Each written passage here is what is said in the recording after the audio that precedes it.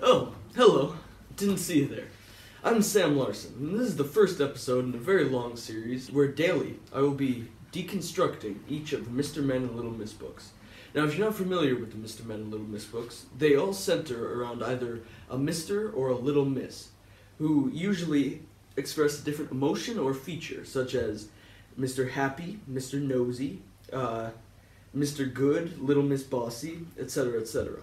And now, the first book in the series, which is a really fitting one to start off with, it sets the tone for the entire series of books, is Mr. Tickle.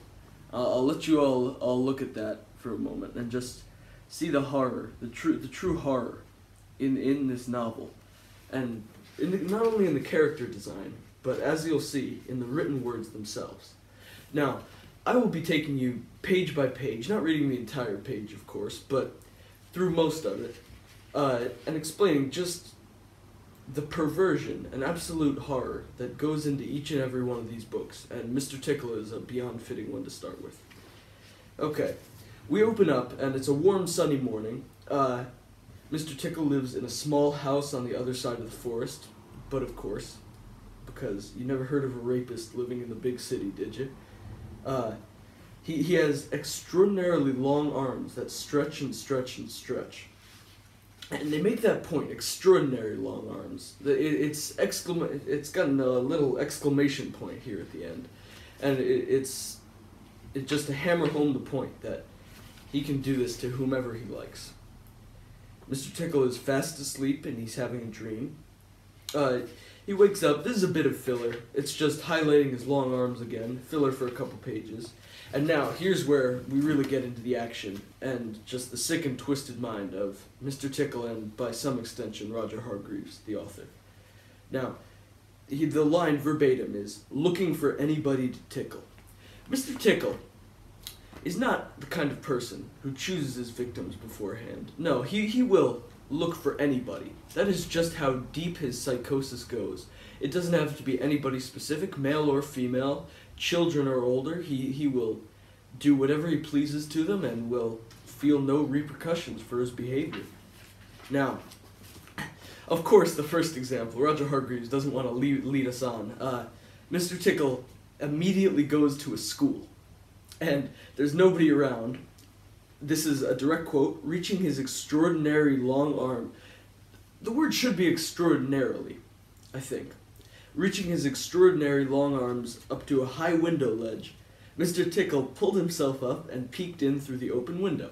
So now, on just the 5th page of the first Mr. Men and Little Miss book, we are having a fully grown adult staring at children while they're in school and peeking. Like, the word peeking automatically incurs thoughts of creepiness.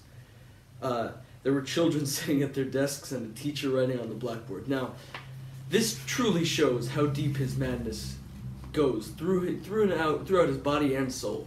He's just staring at these children. He waits a minute and then reaches on in through the window. He goes straight up to the teacher and then tickles her. And he disrupts the entire class.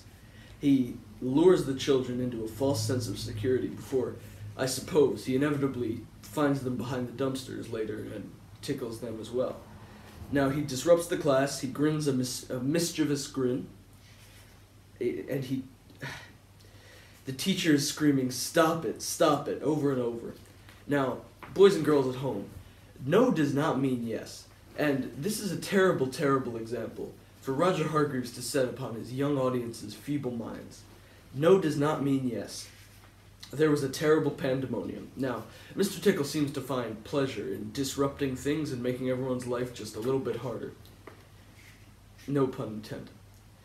Now, here's a bit of some more filler. And now, he goes and tickles the policeman. And this just shows how loose the laws are in Mr. Men and Little Miss land, because he tickles the policeman. And this truly shows that this is not a safe space. This is a town where rape is condoned and sexual abuse, and that is not okay, especially in this modern climate.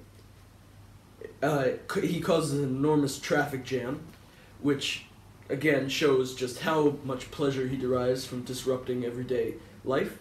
He tickles the greengrocer, and he he knocks all his apples over. After tickling the poor greengrocer and absolutely destroying his livelihood, Mr. Tickle takes his talents to the railroad station, where he tickles the guard waving the flag, which could theoretically cause a horrible train collision and cause hundreds to be killed. However, all he does is cause a 10-minute delay and all the passengers to be furious.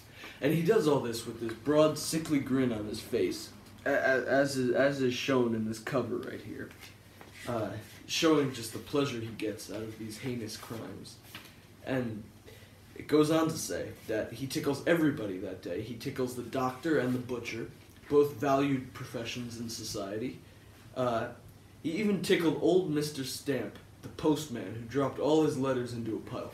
So, this is one of the best examples, because Mr. Stamp, old kindly Mr. Stamp, has never done a cruel thing to anyone, but he causes not only Mr. Stamp to possibly lose his job, but he causes all the people receiving these letters to not know if they're hearing from their loved ones, whether their loved ones have died, and this will not do. And then, finally, at the end of this long day of disgust is the emotion spilling from my mind right now.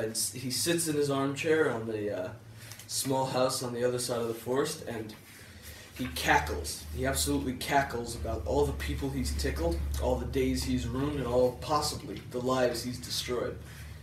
And so, this is a direct quote: "Beware of Mr. Tickle and those extraordinary long arms of his."